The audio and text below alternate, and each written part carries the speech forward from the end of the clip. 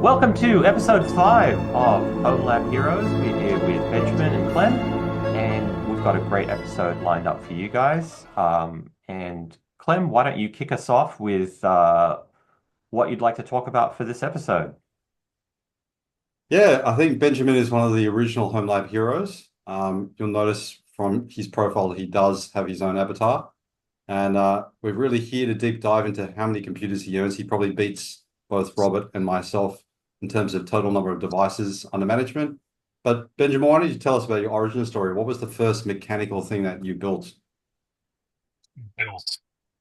Well, that was back in I think the DX466 was the first machine that I physically got my hands on and built back in the day. Before that, generally was exposed to the Apple ecosystem growing up, thanks to parents being in teaching. So the Apple IIe was the first fantastic device I got exposed to.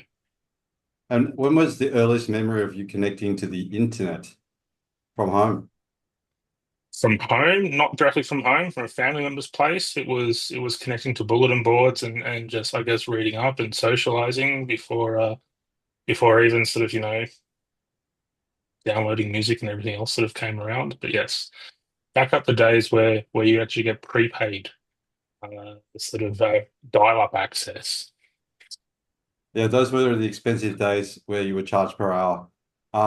My aunt was also a teacher at the time, and she was an early Telnet user with the good old handset um, module, and yeah, she was busy there texting away, and that was really interesting to see the ability to communicate with someone from another part of the world of the country through this weird handset that's making noises on the phone line and then text messaging.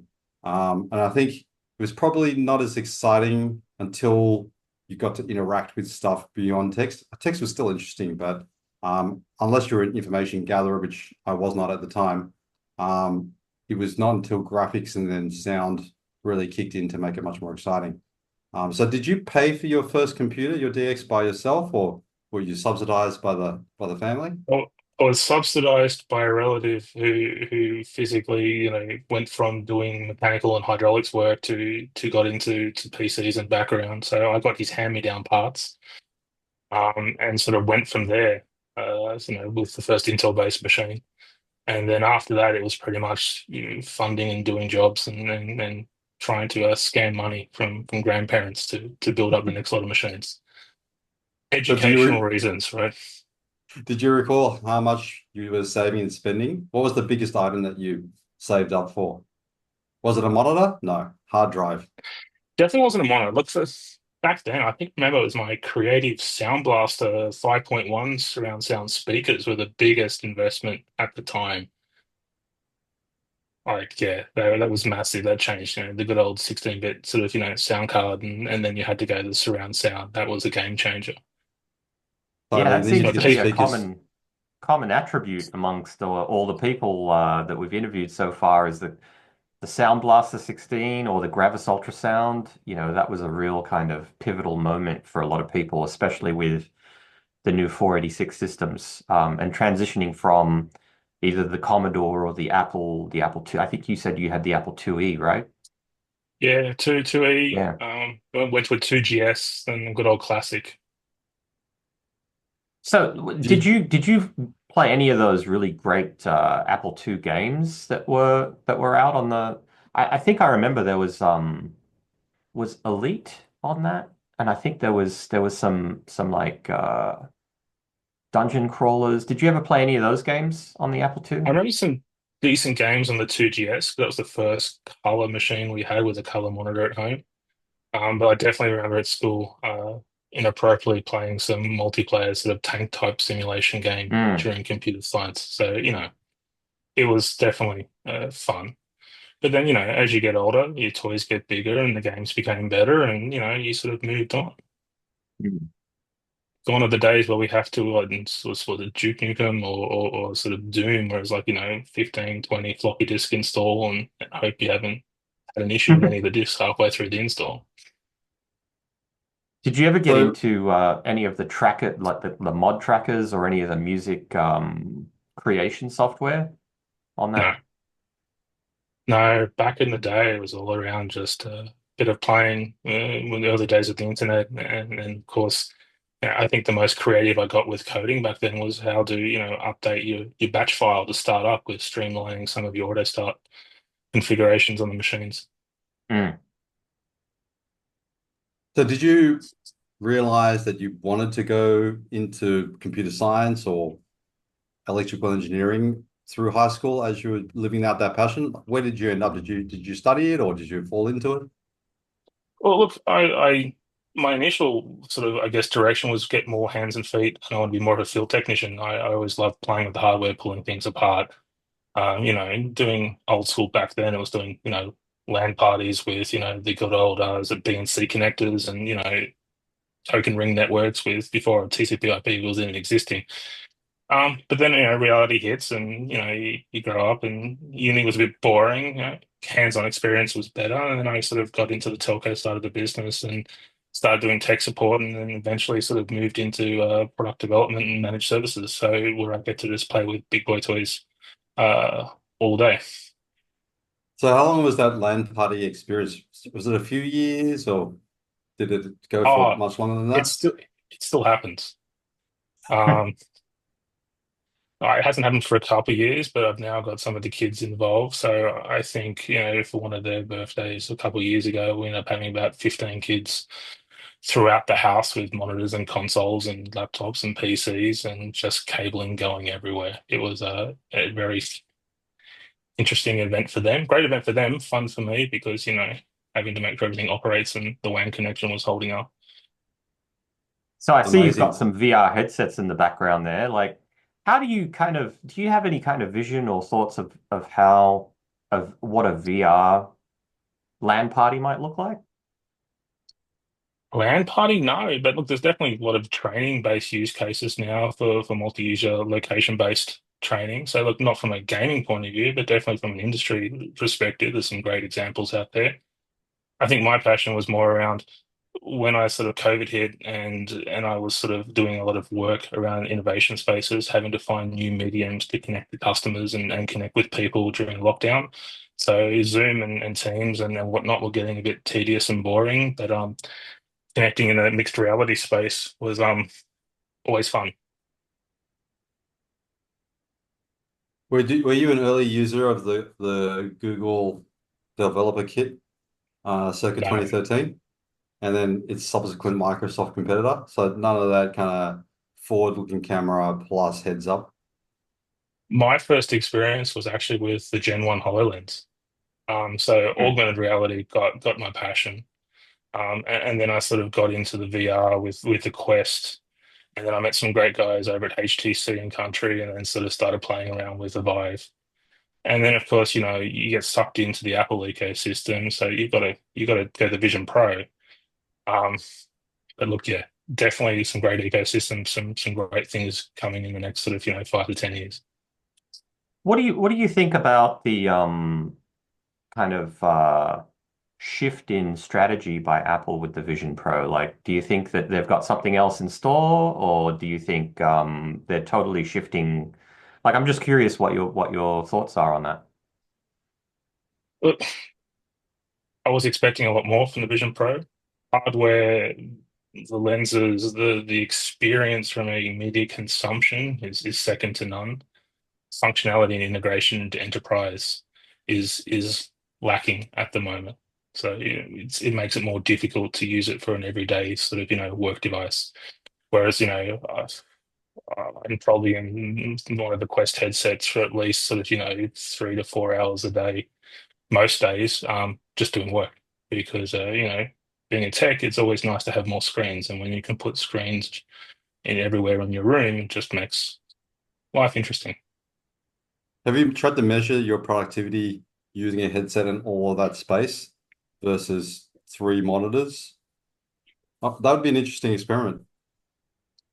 Look, I know some friends and myself who have tried to just use some mixed reality, just solely for a week. So literally just remote into a laptop or a desktop, and they just have a keyboard and mouse.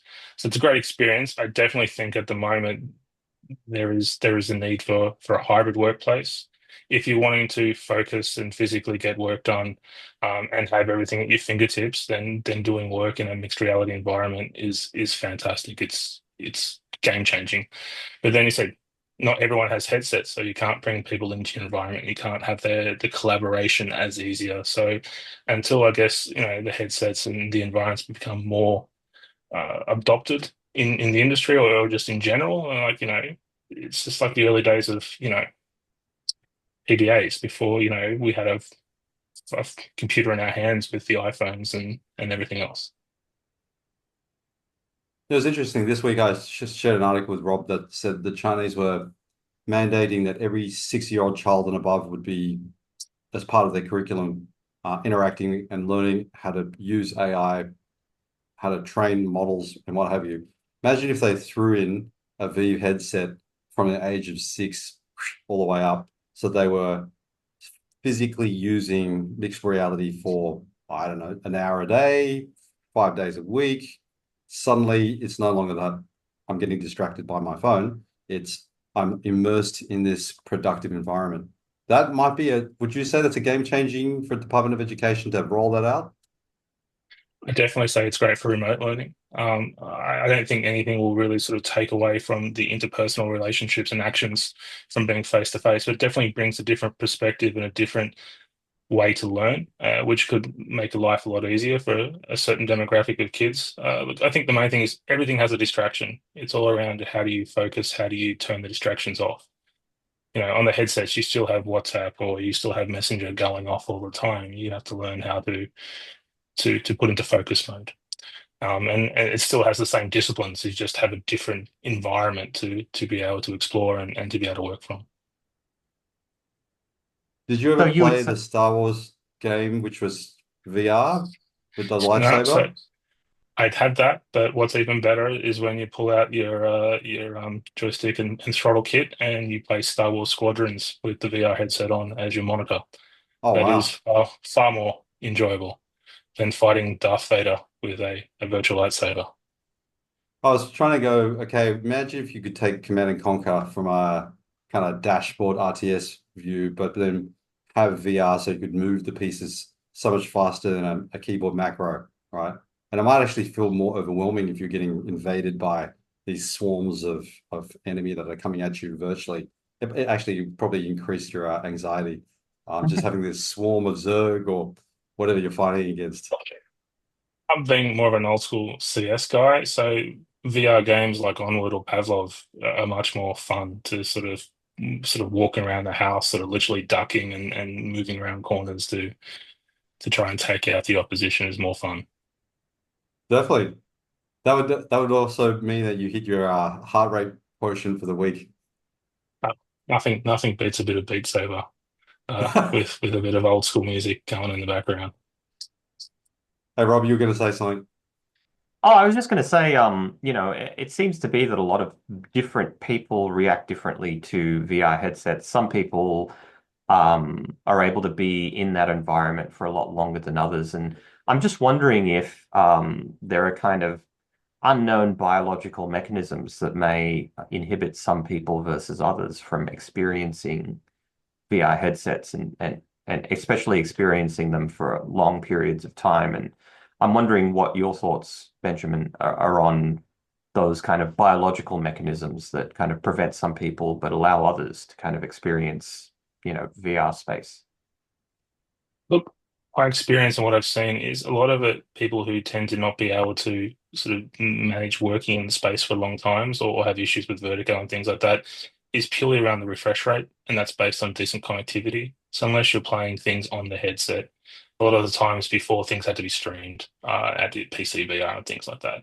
So it came down to refresh rate. The worse the refresh rate, the sort of worse the experience, and it just sort of made people a bit motion sickness and not feel well. So that's definitely come a long way. I said a lot of the newer headsets now are sort of Wi-Fi 6, 6E, sort of native. If you've got the right infrastructure at home, before we know it, everything will have a micro SIM or a physical SIM card in, and we'll be running off 5G wherever there's decent mobile reception.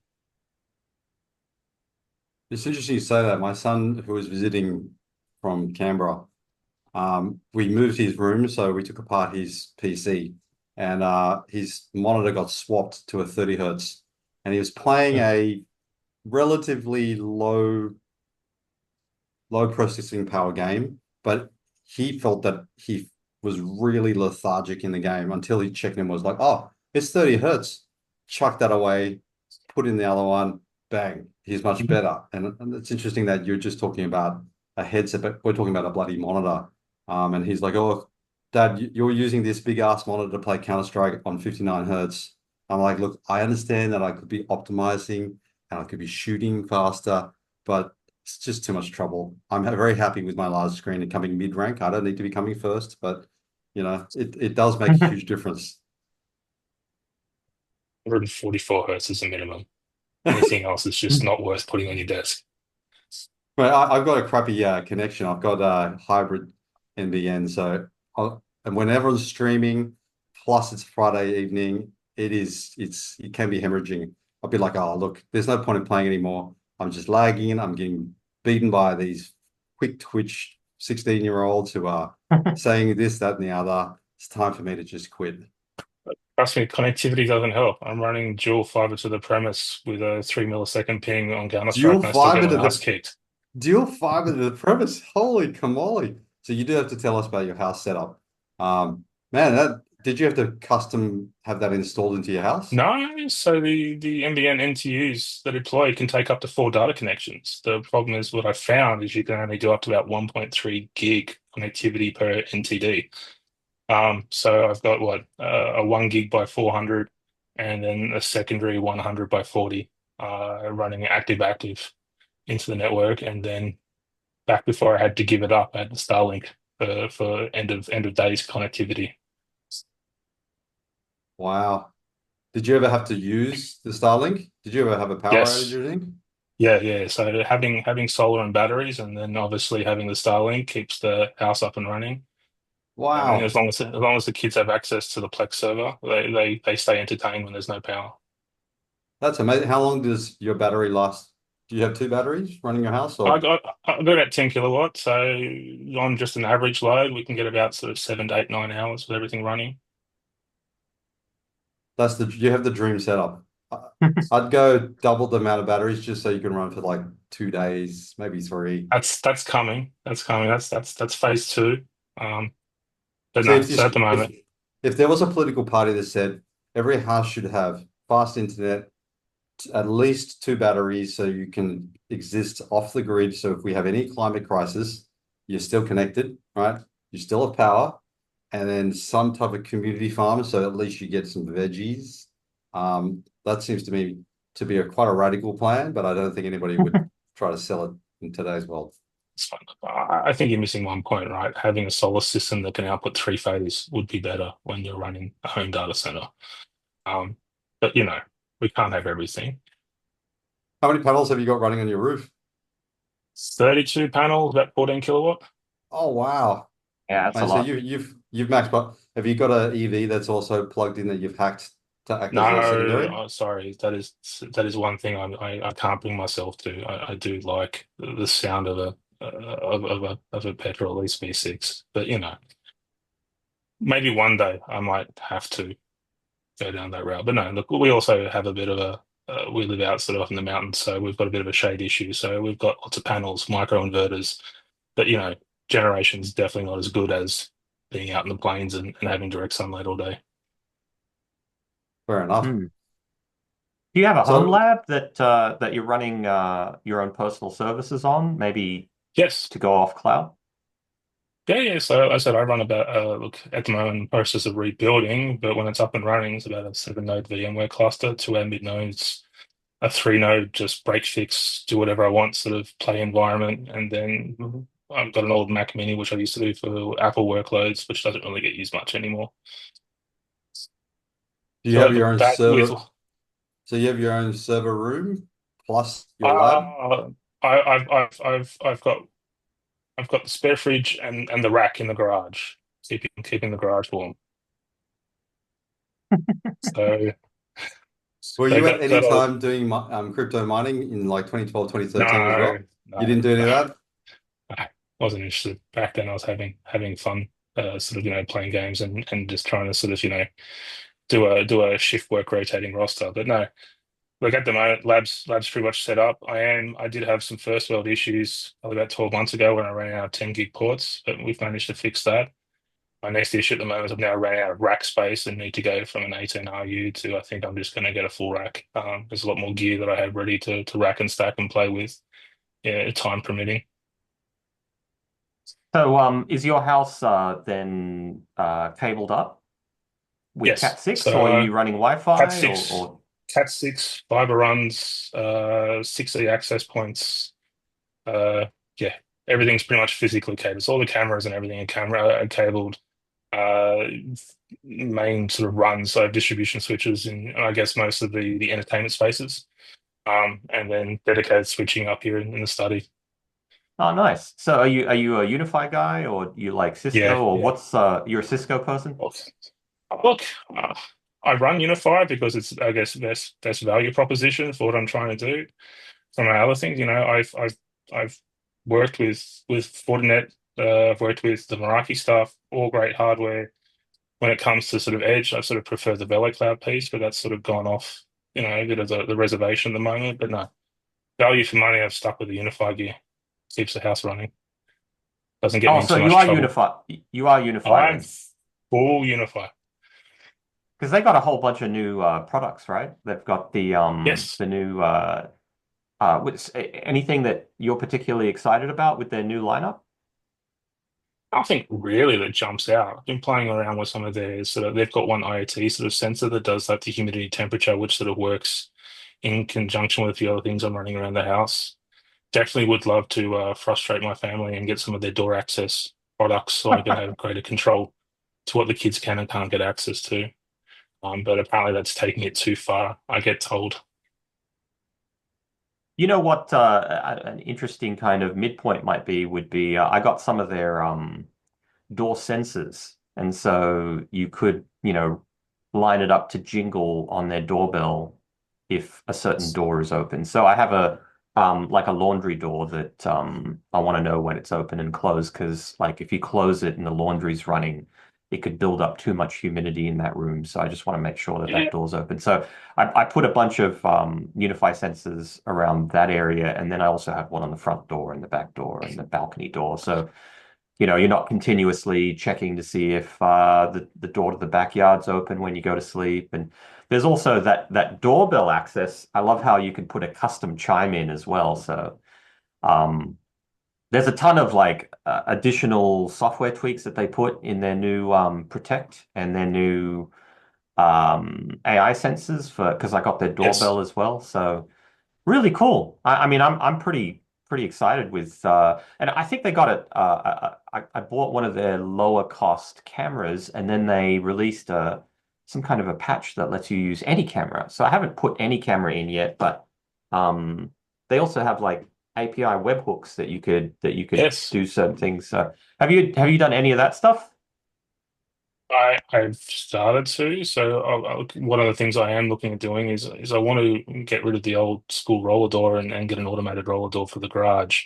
But I've set the front driveway camera up to identify the kids and to send a trigger. So what I'm hoping is when I eventually get the roller door replaced, is Hmm. I can actually trigger the door to open when the kids come up the driveway on their bikes because I'm over being yelled at to open the door when I'm in the middle of things and let them just come in naturally.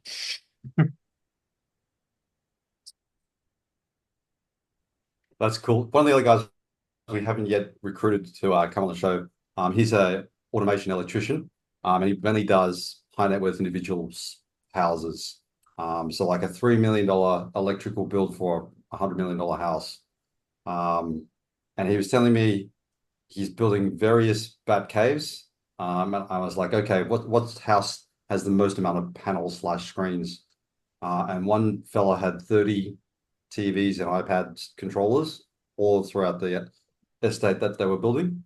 And I was like, okay, could you do it where wherever he goes, the music follows? If he's got a Sonos, whatever, running through the whole house. So it's turning off, it's zoned. And we were trying to work out how you would design the architecture. And he's like, look, I just run sensors, and whenever there's heat there, that's where the music goes rather than being fully personalized. Right. So it's a bit of a dumb system. I was like, what if you had two people and one person was on a different playlist and you kind of walk past each other?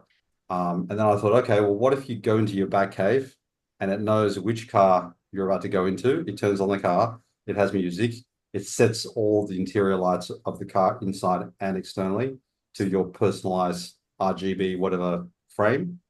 And you walk in and it's like, it turns on, all the lights are done, there's music pumping. And he's like, yeah, if we had enough time, we could probably build that. And I don't know if anybody's done that yet, but that is like full automation with facial recognition tied in. Um, do you think that's something that will be that probably take 20 years to come through to the market? So the average person, I'm not sure if, someone's going to want that for someone who has an obsession, unhealthy obsession with technology. A lot of that can be done now. I guess, right? Especially if you want to run your own API gateways and you know how to sort of, do all the appropriate back end. But,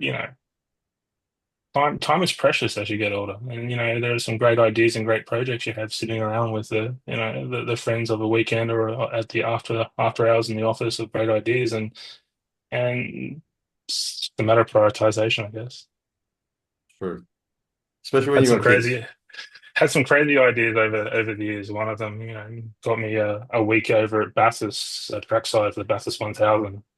How do you remote control a deep racer, an AWS deep racer over a 5G network? Uh, it was a very healthy night at a bar that came up with that idea with a few friends from AWS. Cool. Did you actually get to do it?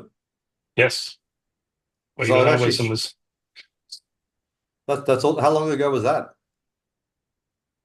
3 or 4 years ago.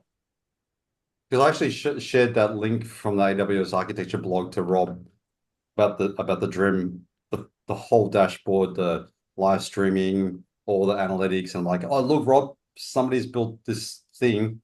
Can we do the same thing for sports in general? Because sports broadcasting is actually quite backwards when it comes to telemetry, analytics, and the fusion into live broadcasting. And he's like, oh yeah, but this is not the whole code base. This is just kind of some drawings there. Like, oh, okay, so we still need to spend a lot of time building it. But it's interesting that you're actually somebody who has done it over the 5G network. They're fun, as I said, and it's crazy, right? Everyone goes for big ideas. All we ended up doing was, I think, strapping one of the old Samsung flip phones to the deep racer, connecting it into the Pi, establishing a point-to-point VPN, and on the other end was just a computer with a steering wheel and throttle kit, right? And then use the camera from the phone through Amazon Chime to be the video footage to be able to see where you're driving. Like, I said, sometimes people just need to relax a bit and think of the easy ways to do things. It may not look pretty, but it was fun and it worked.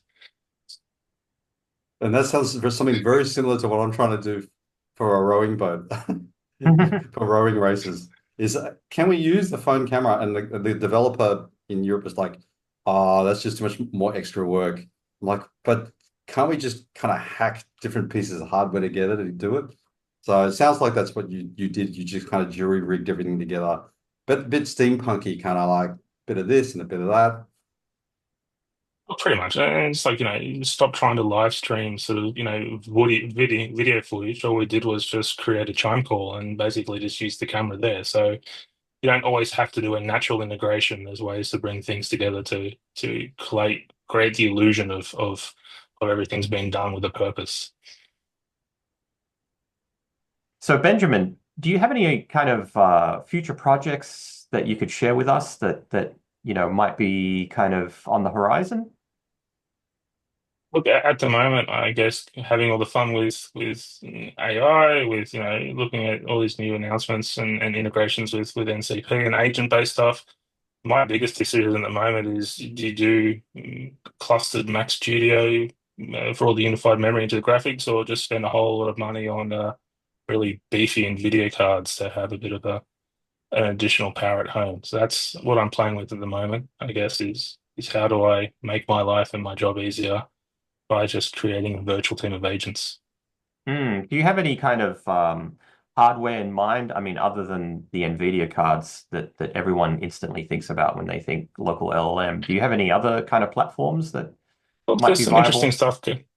Some interesting stuff going around at the moment with the Mac Minis and the Mac Studios with the unified RAM and integrated graphics. A Mac Studio with 512 gig of RAM and most of that being able to be dedicated to the graphic card, you can run some pretty large models.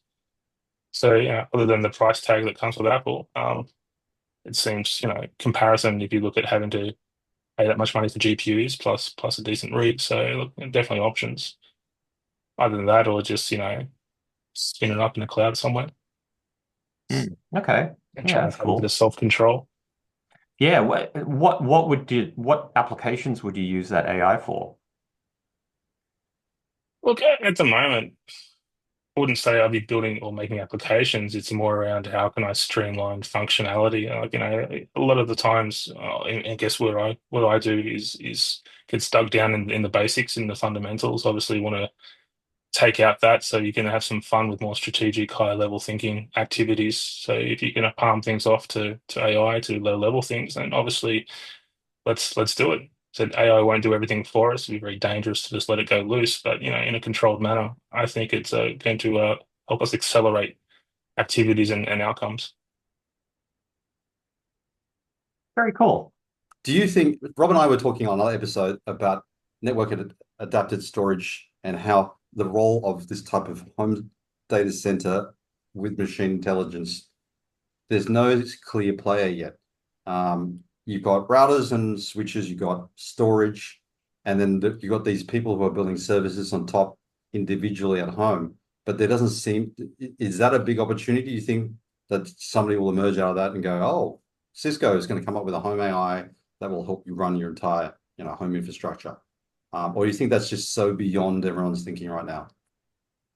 Look, I would like to hope it would happen because there are so many benefits and things to be able to be achieved, especially in the running of a house these days.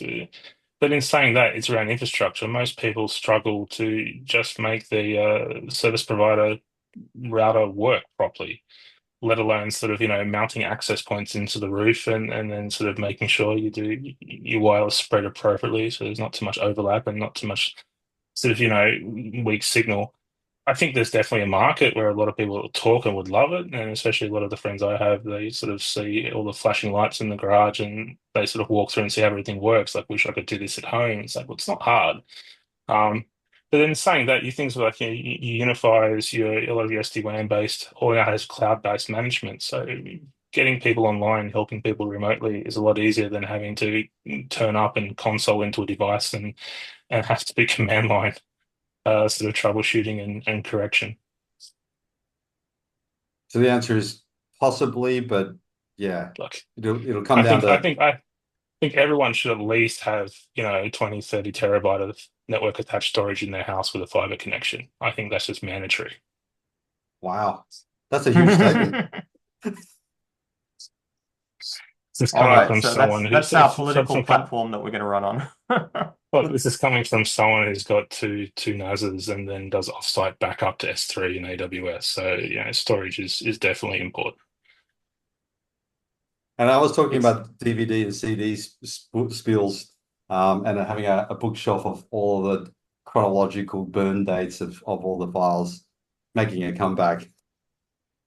I think what should come back is all the retro gaming. So just having all the old consoles laying around, just having walls of the old sort of game cases and cartridges. Do you have a room like that, or you only future Yes. focused? You do. You have a retro room as well. So the kids and I have overtaken the Rumpus room. We went on a mission starting about 2 years ago to start collecting all the old consoles. So I think we've got everything in the Nintendo space bar a Super NES. Got all the Xboxes, got all the PlayStations. My oldest is now working on all the handheld devices. So he's got most of the Nintendos. He's looking for a Sega Game Gear at the moment and a few others. But then underneath the stairs, the bookshelves are now just shelf of games. So, you're finding the old games, got to get them. Do we have this one? Things like that. As Wow, you have a very nice wife. long as the internet works, and if I get in trouble, and as long as the internet and Facebook works, she seems to be happy. That's amazing. That's a lot of gear that you got. That's very impressive. I think the biggest issue at the moment is finding a decent sort of RCA to HDMI converter because none of the new TVs have the old school RCA connections in the back anymore. So So you haven't created a media center specifically to do that with a DVD player inside it? So no, so we run Apple at home, so we've now got the Apple TVs now have the ability to run a lot of the old ROMs and emulators. So we've now got that mainly connected. In saying that, Son has now set up a retro corner.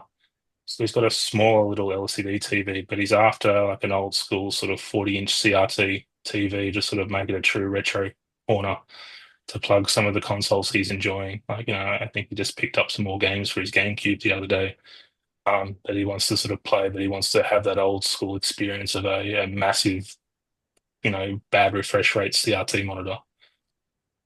All right. Well, thank you very much, Clem and Benjamin, for joining us for this episode of Home Lab Heroes. I hope you guys have enjoyed it, and I'll see you guys on the next episode.